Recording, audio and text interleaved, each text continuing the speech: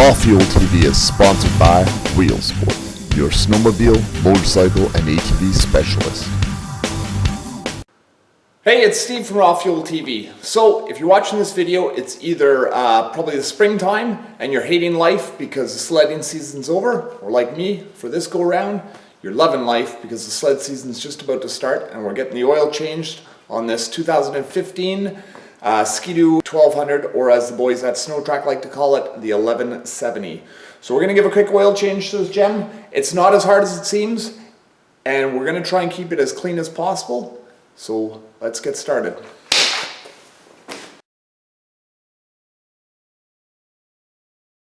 So before the comment section of this video gets loaded up with questions, this is in fact a 2015 Ski-Doo Renegade Enduro 1200.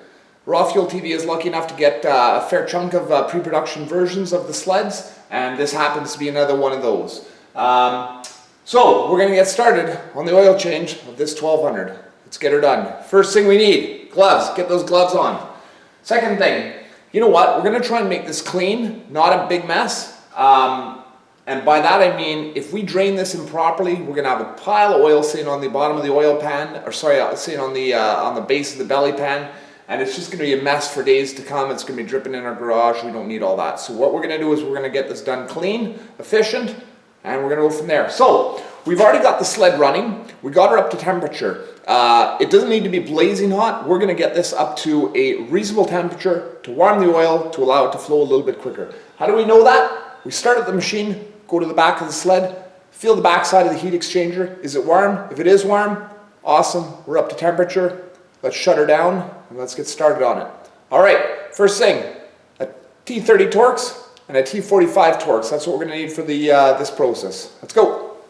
So we can see we got the underside of the sled here, and I know that not everybody's got the advantage of having a lift in their house, but we're going to get you through this anyways. You can just get the sled off the ground. The most important thing is that this sled is generally level. That's going to help out in a couple of reasons. What that's going to do is it's going to allow the oil to come out of the motor itself and go down right into our oil pan without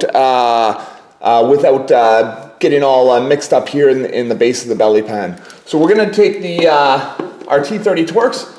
We're just going to crack both of these loose.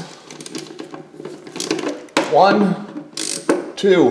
One side is going to stay reasonably tight. The other side we're just going to back off completely. We're going to take the other bolt that we didn't crack loose, and we're going to use that as our pivot bolt. You'll see that you can touch the head of the bolt, and that'll allow this guillotine here to open and close. Next up, we're going to get our T45 Torx bit.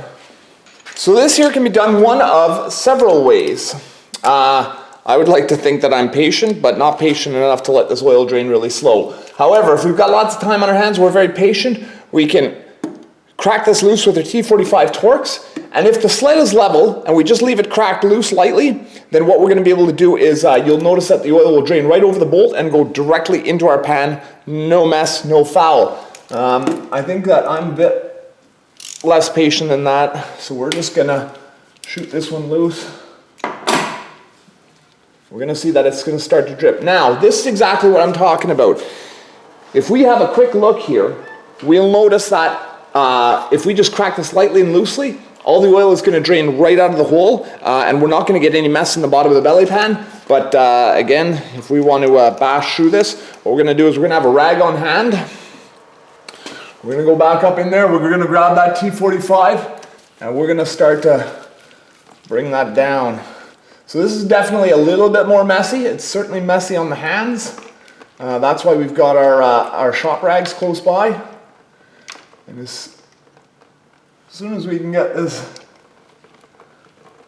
oil bolt out, we'll have quite the flow going on. This is definitely a more messy avenue. And there we go. And you know what really sucks? It really sucks that this is not directly in line.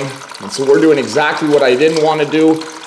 We're splashing oil all over the place, and ultimately I now have oil sitting in the bottom of the belly pan. So everything I told you that we were going to do a nice clean job, that has not happened, but it is what it is. So We're going to clean up our little disaster of a mess here, and we're going to bash on. So while we're allowing this all to drain out, we're going to check out our drain bolt. We can see that it's got a washer and it's also got a seal, and Ski-Doo recommends to change both of these, so we'll do that. Next up, grab yourself a spring puller. If you don't have a spring puller kind of like this, you can make do with like a good thick coat hanger, and take the coat hanger and give that a little bit of a bend. That's gonna allow you to hook these springs a lot easier. Potentially you can get in there with a set of pliers or whatnot, but this is a gem that we're gonna use right now. Let's get on her. Okay, so we're gonna get our first one here. Our next one is right here. So our third and fourth springs, be tougher to see, but if we have a good look-see in there, we can just see the spring there. You may be able to see that as well. Just in behind the heat shield, there's another spring. So let's get those out. Okay, we're at the stage where we need to be removing the springs from the muffler to the header pipe. And like anything, there's an easy way to do this and there's a tough way. The tough way is actually to try and mess about in here with tools and hook the springs and pull them off and this, that. The actual easy way to do this is we're gonna burn 3 minutes by taking off the hood of this sled, but that's gonna be the quickest and easiest way in order to A, detach the springs, and B, reattach the springs later on. Plus it gives us an opportunity to do a quick check over the sled, which is always a good thing. So let's start on her. Okay, first thing we gotta do is remove the windshield, and that's just simply as pulling 7 pins from the grommets. Next step, we've got to remove our T25 Torx heads. 1, 2, 3, 4, 5, 6. 6 of them.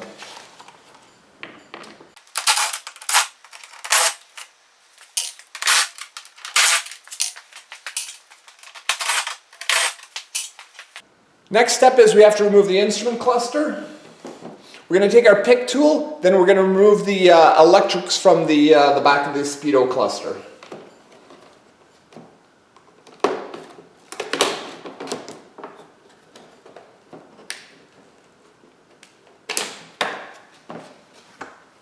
Now we've got to unhook the electrics.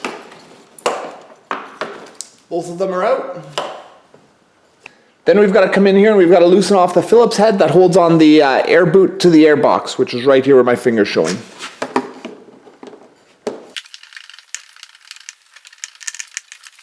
Alright, next stop. We're going to take the electrics, and as we lift the hood backwards, we're going to need to feed these 2 electrical wires back into the lower part of the dash. All you're doing is just sliding the hood back, and there you go. That took all of 3.5 minutes to take apart, and it's going to save us 10 minutes of work in the long run. Now you can see with the hood off, it exposes our muffler springs nice and easily. We'll be able to hook those both off really easy. Let's get to it. If you enjoy these videos, subscribe to our channel, like us on Facebook, or check us out at www.rawfueltv.com.